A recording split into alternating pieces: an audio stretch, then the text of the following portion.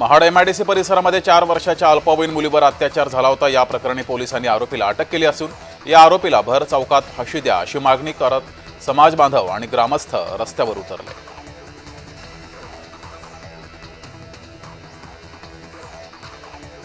अमरावतीमध्ये बँकांच्या एटीएम मधून पैसे पळवणारी टोळी सक्रिय झाली आहे। ॲल्युमिनियम प्लेट लावून एटीएम मधून पैसे लंपास केले जात आहेत। चोरटे सीसीटीव्ही मध्ये कैद झालेले आहेत। अमरावतीत चित्रा चौकात ॲक्सिस बँकेच्या एटीएम मधून पैसे पळवणारी टोळी ही सक्रिय झाली आहे।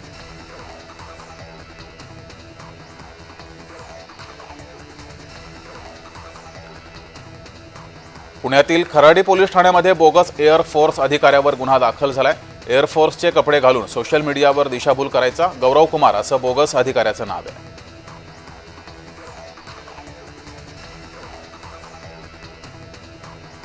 पुण्यातील मंडई परिसरामध्ये पोलिसांना मारहाण करण्यात आली। गाडीवरून निघालेल्या पोलिसांना शिवीगाळ आणि मारहाण करण्यात आली, परंतु मारहाण करणाऱ्याला न पकडता पोलीस पुढे का गेले हा प्रश्न सोशल मीडियावर उपस्थित केला जातोय।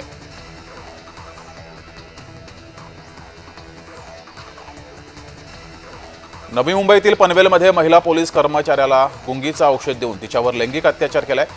जातीवाचक शिवीगाळ केल्याप्रकरणी पोलीस उपनिरीक्षकाविरोधात गुन्हा दाखल केला गेलाय।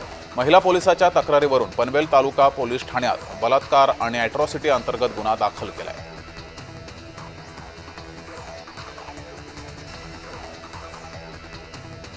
हरियाणाच्या नुह जिल्ह्यातील पोलिसांनी पाकिस्तानसाठी हेरगिरी करण्याच्या आरोपाखाली आणखी एका तरुणाला अटक केली आहे। आरोपी तरुणाचं नाव मोहम्मद तारिफ असं आहे। त्याला तावाडू परिसरातून ताब्यात घेतलं गेलंय।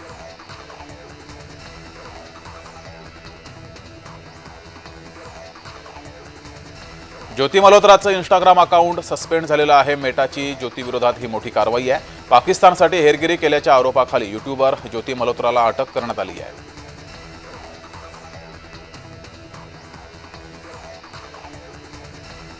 अमृतसरच्या सुवर्ण मंदिरावर हल्ल्याचा प्रयत्न पाकिस्तानकडून झाला होता। सैन्याकडून हा हवाई हल्ला पाकिस्तानकडून केला जात होता असं सांगितलं जातंय, मात्र भारतीय सैन्यानं पाकिस्तानचा हा हल्ला करण्याचा प्रयत्न उधळून लावलाय।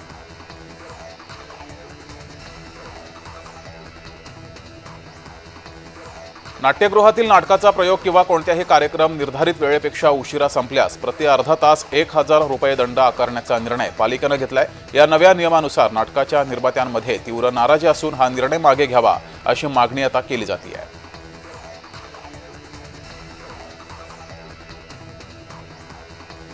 बिबवेवाडी पोलीस ठाण्याच्या हद्दीमध्ये दहशत पसरवून एका युवकावर प्राणघातक हल्ला करणाऱ्या 2 आरोपींना पोलिसांनी अटक केली आहे। त्यांच्या मुसक्या आवळल्यानंतर त्यांना ज्या भागात गुन्हा केला त्या परिसरातच त्यांची धिंड काढण्यात आली आहे।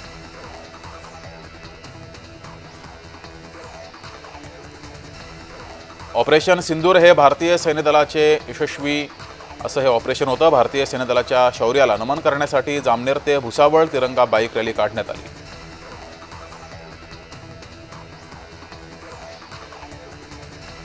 हैदराबादमध्ये ISIशी संबंधित दोघांना अटक केली आहे। दोघांकडून बॉम्ब बनवण्याचे साहित्यही जप्त केले।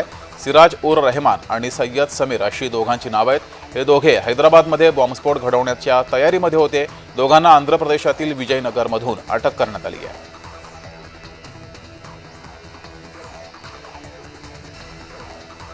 पुण्यातील खराडी पोलीस ठाण्यामध्ये बोगस एअर फोर्स अधिकाऱ्यावर गुन्हा दाखल झालाय। भामटा एअर फोर्सचे कपडे घालून सोशल मीडियावर दिशाभूल करत होता गौरव कुमार असं त्याचं नाव आहे।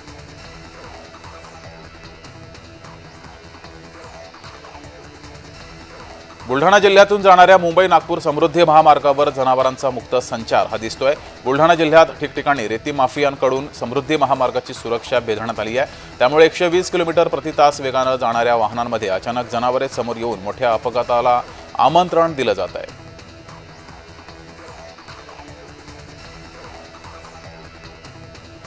आरोपीसोबतची पार्टी पोलिसांच्या अंगलट येणार आहे। पोलीस आयुक्तांना कारवाईचा अहवाल पोलीस आयुक्तांनी दिलेला आहे। पोलीस आयुक्त काय कारवाई करतात याकडे आता लक्ष आहे।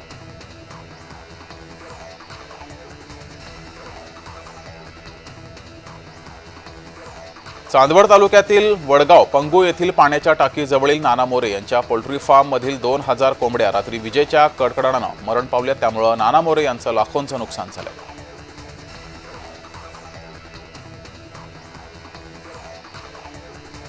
केंद्रीय कृषी मंत्री शिवराज सिंह चौहान अवकाळी पावसाचा आढावा घेण्याची शक्यता आहे। अवकाळीनं महाराष्ट्रातील बहुतांश भागात शेतीचं नुकसान झालंय।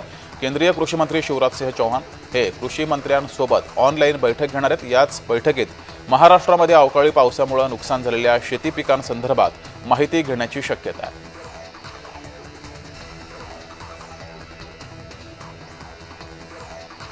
रेल्वे रूळ ओलांडणं प्रवाशांच्या जीवावर बेतलंय। 2 वर्षांमध्ये 604 प्रवाशांना रेल्वे रूळ ओलांडताना मृत्यू झालाय। रेल्वे प्रशासनाकडून 790 प्रवाशांवर कारवाई सुद्धा करण्यात आली आहे।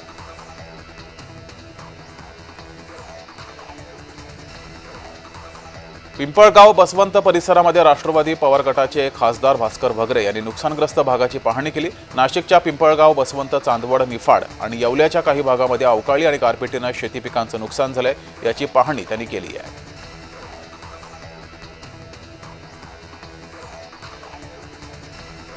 अमेरिकेचे माजी राष्ट्राध्यक्ष जो बायडन यांना कॅन्सर या गंभीर आजारानं घेरलंय। जो बायडन यांच्या शरीरात आजार मोठ्या प्रमाणात पसरला, तसंच ही चिंताजनक बाब आहे, कॅन्सर त्यांच्या हाडापर्यंत पसरलाय।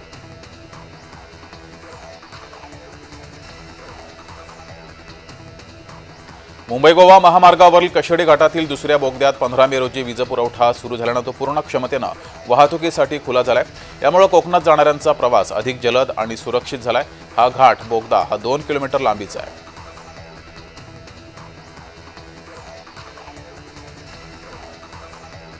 मध्य रेल्वेवर आणखी एक रेल्वे मार्गिका सुरू होतीये। यामुळे कर्जतकरांचा प्रवास सोपा आणि जलद होणार आहे। पनवेल कर्जत दरम्यान 29 किलोमीटरचा मार्ग तयार केला जाणार आहे। त्यासाठी 491 कोटींचा खर्च अपेक्षित आहे।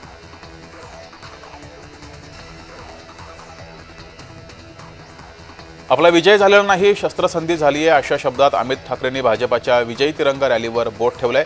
भारतीय जवानांच्या प्राणत्यागानंतरचा जल्लोष मनाला वेदना देणारा असल्याचं सांगत त्यांनी या संदर्भात पंतप्रधान नरेंद्र मोदींना पत्र लिहिलं आहे।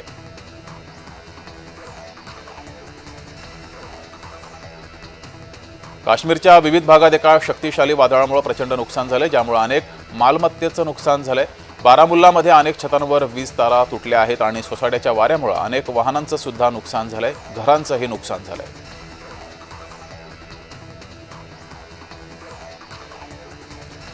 नागपूरच्या आकाशामध्ये पुढील 17 दिवस ड्रोन उडवण्यावर बंदी आहे। भारत-पाक दरम्यान निर्माण झालेल्या तणावाच्या पार्श्वभूमीवर नागपूर पोलिसांकडून हा निर्णय घेतला गेलाय। विशेषतः Dikshabhoomi, railway station, bus stop यासह अतिमहत्त्वाच्या ठिकाणांची सुरक्षा ही अलर्ट मोडवर आहे।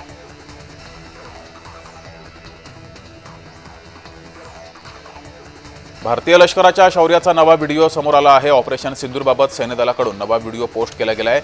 या व्हिडिओमध्ये पाकवर कशा प्रकारे हल्ला केला गेला याची माहिती आहे।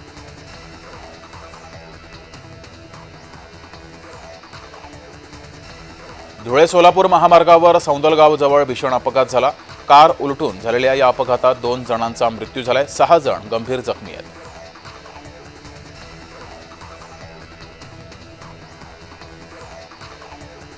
छत्रपती सहकारी साखर कारखान्याच्या निवडणुकीच्या मतमोजणीची प्रक्रिया बारामती येथील प्रशासकीय भवनमध्ये पार पडत आहे। या निवडणुकीमध्ये एकूण 76% मतदान झाले। निवडणूक निर्णय अधिकारी यांच्या वतीनं 38 टेबल मतमोजणीसाठी ठेवण्यात आले।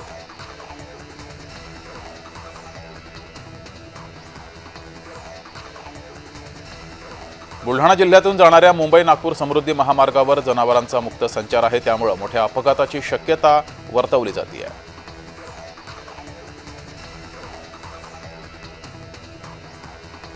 येवला बस स्थानक आणि चोऱ्या हे आता समीकरण झालंय। एक दिवसापूर्वी याच बस स्थानकामध्ये महिलांच्या गळ्यातील सोन्याच्या पोत ओढल्याच्या अनेक घटना घडल्या आहेत। यानंतर दुसऱ्या दिवशी चोरट्यांनी समाधान पुंड यांच्या खिशातील मोबाईल लंपास केलाय। ही सर्व घटना सीसीटीव्ही कॅमेऱ्यात कैद झाली आहे।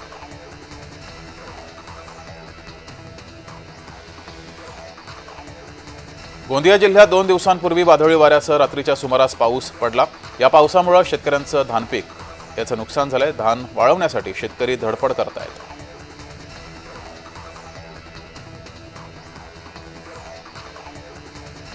उल्वे येथील मोहम्मद वांगडे या इसमाची सायबर चोरट्यांनी 52 लाख रुपयांची फसवणूक केली आहे। मोहम्मद वांगडे यांच्याशी संपर्क साधून सायबर चोरट्यांनी शेअर मार्केटमध्ये गुंतवणूक केल्यास अधिकचा नफा मिळेल असं आश्वासन दिलं आणि फसवणूक केली आहे।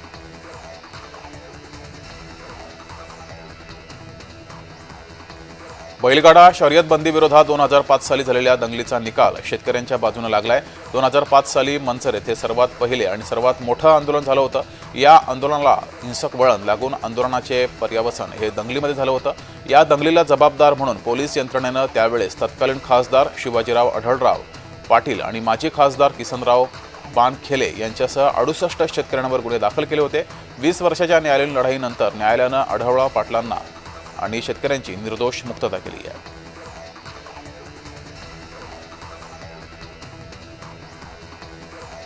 राज्य परिवहन महामंडळाच्या कराड आगाराला शासनाकडून मिळालेल्या 5 बसेसचं लोकार्पण कराड दक्षिणचे आमदार डॉक्टर अतुल भोसले आणि कराड उत्तरचे आमदार मनोज घोरपडे यांच्या उपस्थितीमध्ये पार पडलं।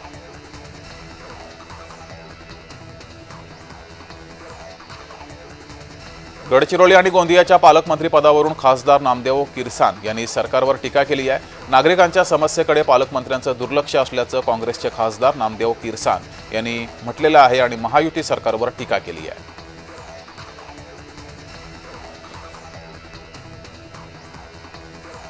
फोटो व्हायरल करण्याची धमकी देत मुलीवर अत्याचार करण्यात आला आहे। एका 16 वर्षीय अल्पवयीन मुलीला प्रेमाच्या जाळ्यात ओढून तिच्यावर अत्याचार केल्याप्रकरणी 19 वर्षीय युवकावर भंडारा पोलीस ठाण्यामध्ये गुन्हा दाखल केलाय।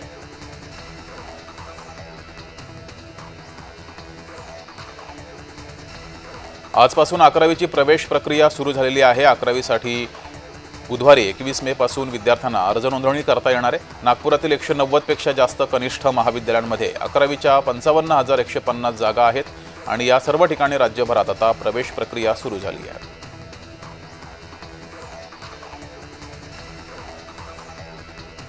नागपूर शहरातील अभ्यंकर नगर आणि सकरदरा परिसरातील विविध घटनेमध्ये 2 दुचाकी आणि 1 कार जळून खाक झाली आहे। अभ्यंकर नगर परिसरातील निखिल सहारे यांनी रात्री 2 दुचाकी घरासमोर उभ्या केल्या होत्या।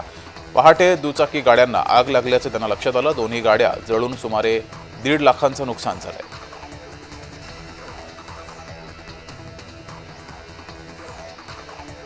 रविवारी रात्री उशिरा चीनमध्ये भूकंपाचे तीव्र धक्के जाणवलेत। या भूकंपात कोणतीही जीवितहानी झाली नाही। भूकंपाची तीव्रता 4.5 स्केल रिश्टर इतकी होती।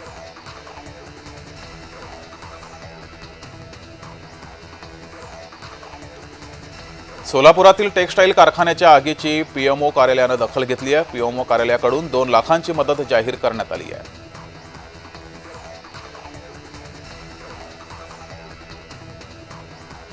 उत्तर प्रदेश एटीएसनं रविवारी एका पाकिस्तानची गुप्तहेर संघटना ISIच्या एका एजंटला अटक केली आहे। शहजाद असं त्याचं नाव असून तो उत्तर प्रदेशातील रामपूरमध्ये राहतो। मागील अनेक वर्षांपासून तो पाकिस्तानमध्ये ये-जा करत होता अशी ही माहिती समोर आली आहे।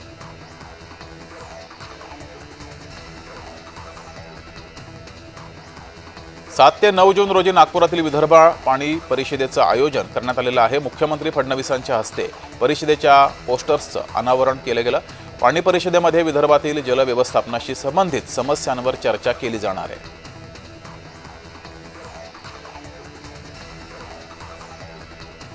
नवी मुंबईहून मुंबईला परतत असताना भाजपा नेत्या हाजी अराफत शेख यांचा अपघात झाला। कळंबोळीजवळ हाजींच्या ताफ्यासह 5 ते 6 गाड्यांचा विचित्र अपघात झालाय।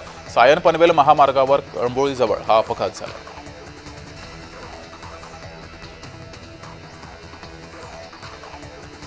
बोगस आणि निकृष्ट खत विक्रीबाबत सर्वाधिक तक्रारी महाराष्ट्रामध्ये आल्याचं समोर आलंय। गेल्या 2 वर्षात निकृष्ट आणि बोगस खत विक्रीच्या महाराष्ट्रातील 3,547 तक्रारी ह्या समोर आल्यात। केंद्रीय रसायने आणि खत मंत्रालयाच्या आकडेवारीतील बोगस खत विक्रीचं वास्तव हे पुढे आलंय।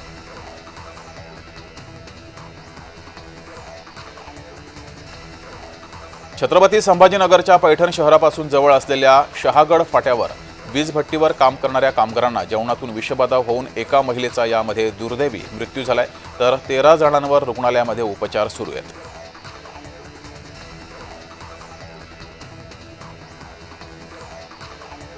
रुग्णवाहिका चालकाच्या हलगर्जीपणामुळे घाटी रुग्णालयामध्ये रुग्णाचा मृत्यू झालाय। अपघात विभागातून रुग्णाला वॉर्डकडे घेऊन जाण्याऐवजी रुग्णवाहिका चालक अर्धा तास टाइमपास करत राहिला, त्यामुळे रुग्णाला नातेवाईकांनाच स्ट्रेचरवरून वॉर्डकडे घेऊन जावं लागलं। यामध्ये या रुग्णाचा मृत्यू झालाय।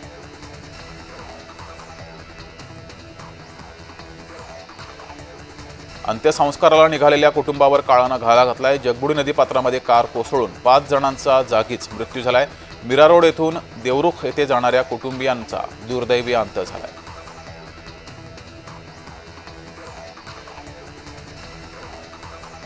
एकीकडे कमी पटसंख्येमुळे शाळांचं समायोजन सुरू असतानाच राज्यातील 8,213 गावामध्ये अजूनही प्राथमिक शिक्षण देणारी एकही शाळा ही अस्तित्वात नाही। तेथील मुलांच्या शिक्षणाचं काय हा प्रश्न आहे। केंद्रीय शिक्षण सचिवांनी या गंभीर शैक्षणिक दुरावस्थेकडे लक्ष वेधत परिस्थितीत सुधारणा करण्याचे निर्देश दिलेत।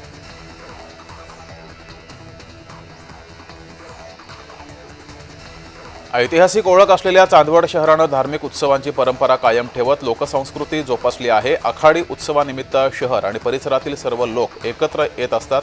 चांदवड शहरामध्ये वरचे गाव, श्रीराम रोड आणि गाडगेबाबा चौक येथे वैशाख महिन्यामध्ये देवी उत्सवाचे आखाडी आयोजन होत असतं।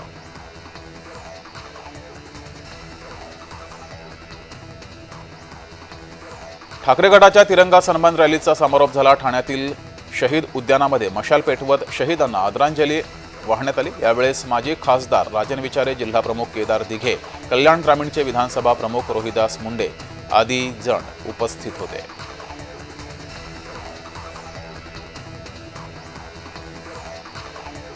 अमरावती जिल्ह्यातील तिवसा पोलीस स्टेशन हद्दीमध्ये एका जीर्ण इमारतीमध्ये एका विवाहित 39 वर्षीय तरुणासह 16 वर्षीय अल्पवयीन प्रेमी युगलानं विष प्राशन करून आत्महत्येचा प्रयत्न केला।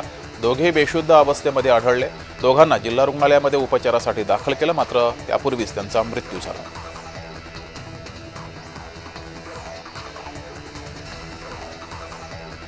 एका 16 वर्षीय अल्पवयीन मुलीला प्रेमाच्या जाळ्यात ओढून तिच्यावर अत्याचार केल्याप्रकरणी 19 वर्षीय युवकावर भंडारा पोलीस ठाण्यामध्ये गुन्हा दाखल केलाय। वेदांत मते असं या आरोपीचं नाव आहे।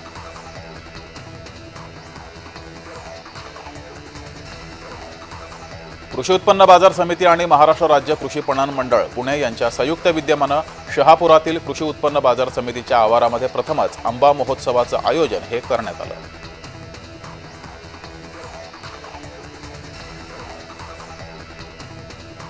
केवायसी करण्यासाठी आलेल्या लिंक ओपन केल्यानं आर्वी तालुक्यातील एका युवकाच्या खात्यातून 4 लाख रुपयांची रक्कम लंपास झाली आहे। आपल्या मोबाईलमध्ये व्हॉट्सअप बघत असताना केवायसी करण्यासंबंधी एपीके फाईल दिसल्यानं ती ओपन करताच खात्यातून 4,05,000 रुपये हे लंपास झालेले आहेत।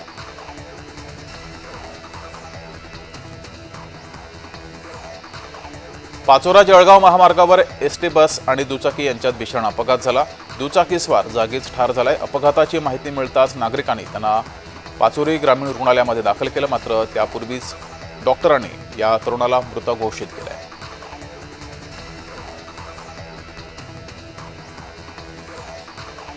भंडारा जिल्ह्यातील मोहाडी तालुक्यातील पालोरा येथील बाजार घेऊन दुचाकीनं गावाकडे निघालेल्या 2 युवकांना भरधाव वेगाने येत असलेल्या ट्रकनं जोरदार धडक दिली।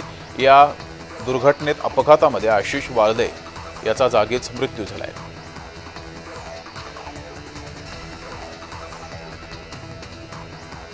टीम इंडियानं आशिया चषक स्पर्धेतून माघार घेतलेली आहे। बीसीसीआयचा निर्णय जवळपास निश्चित झालाय। या संदर्भात लवकरच अधिकृत घोषणा होणार आहे। सप्टेंबर 2025 मध्ये आशिया चषक खेळवला जाणार आहे।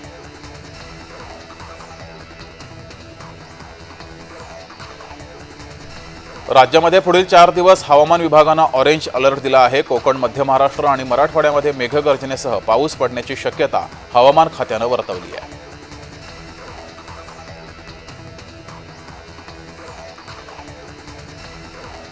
छत्रपती संभाजीनगरमध्ये जोरदार वादळी वाऱ्यामुळे शहरामध्ये धुळीचं सावट पसरलंय। अचानक आलेल्या वादळी वाऱ्यामुळे नागरिकांची दाणादाण उडाली। पैठण, सिल्लोड, सोयगाव, वैजापूर, छत्रपती संभाजीनगर या तालुक्यांमध्ये जोरदार पाऊस बरसलाय।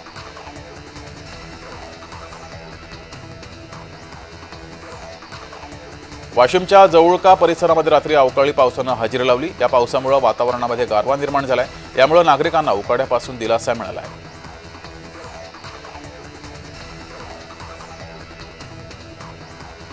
नाशिक जिल्ह्यातील अनेक भागात अवकाळी पावसानं धुमाकूळ घातलाय। मनमाड आणि बाजूच्या परिसरामध्ये मध्यरात्रीपासून मोठ्या प्रमाणात पाऊस बरसतोय।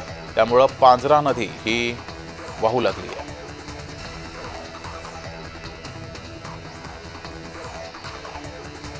राज्यातील 5 जिल्ह्यांना ऑरेंज अलर्ट दिला आहे। विजांच्या कडकडाटासह पाऊस पडण्याची शक्यता आहे। पुणे, कोल्हापूर, सातारा, नाशिक, अहिल्यानगर या जिल्ह्यांना ऑरेंज अलर्ट दिलाय, तर ठाणे, रायगड, रत्नागिरी, सिंधुदुर्ग, धुळे, सांगली, सोलापूर, संभाजीनगर या जिल्ह्यांना येलो अलर्ट दिला गेलाय।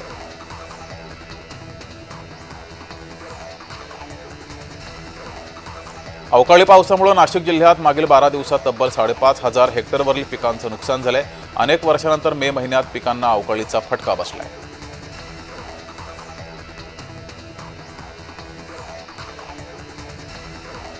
पुण्यामध्ये विक्रमी अवकाळी पाऊस बरसलाय। शहरामध्ये 183% पाऊस, तर शिवाजीनगरला एकाच दिवशी 34 मिलीमीटर पाऊस बरसलेला आहे। 18 मे पर्यंत शहरासह जिल्ह्यात 60.7 मिलीमीटर पाऊस बरसलाय।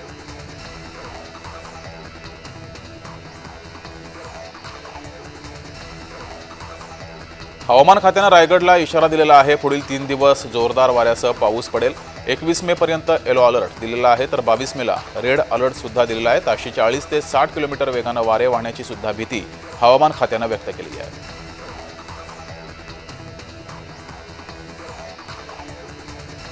मनमाडला अवकाळी पावसानं झोडपलंय। मध्यरात्रीच्या सुमारास मनमाड परिसरामध्ये अवकाळी पावसानं चांगलंच झोडपलंय। शेतामध्ये पाणी साचलंय। विजांच्या कडकडाटासह हा जोरदार पाऊस बरसलाय।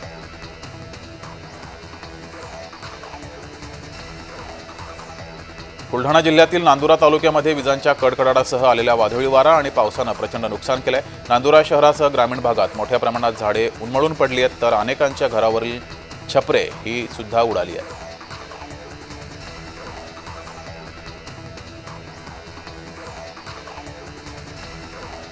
सिंधुदुर्ग जिल्ह्यामध्ये संध्याकाळीपासूनच मेघगर्जनेसह मुसळधार पाऊस बरसतोय। हवामान खात्याने दिलेल्या अंदाजानुसार कोकण किनारपट्टी भागात मुसळधार पावसाची शक्यता आहे।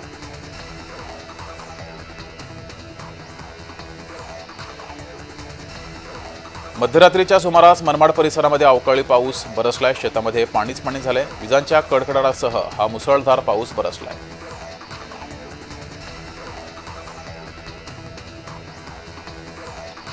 छत्रपती संभाजीनगरमध्ये जोरदार पाऊस बरसलाय। अचानक आलेल्या वादळी वाऱ्यामुळे नागरिकांची दाणादाण ही उडाली।